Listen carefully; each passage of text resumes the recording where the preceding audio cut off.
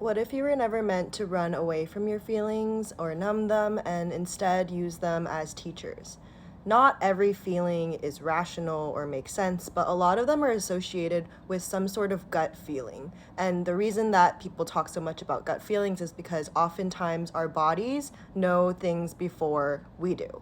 Before the mind can recognize things, we can feel things physically in the body.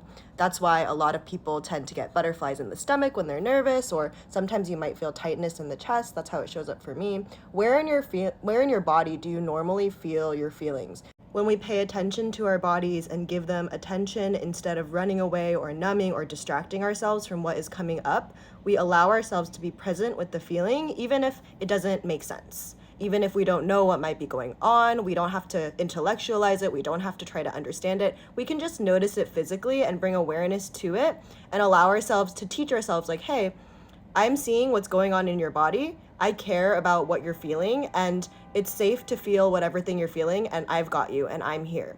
And the reality is that this might sound obvious to you, but a lot of people were not grown up with emotional security or safety, and they never learned that it's okay to feel. A lot of people feel shame around their emotions. They feel like they're not supposed to be having these emotions. They try to push them away. They try to run from them because we've not been taught how to deal with our internal world. Usually you aren't unless you read up on it or learn about it yourself, or unless you had parents or caregivers who taught you from a young age.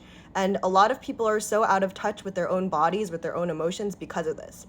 But when you see your feelings as an opportunity to know more about you, to learn more about you, you change the game completely. Instead of getting mad at yourself for having these negative emotions come up or hard to feel things, instead of trying to push them away or run from them, instead you get curious. You say, I wonder why I'm feeling like this. And instead of trying to rationalize it and trying to figure out situations in your life where trying to explain why it might be, sometimes you can just sit with it and be with it. And sometimes it's just your body saying, hey, we need to slow down for a sec, or hey, like, I just want to be seen and I want to be heard.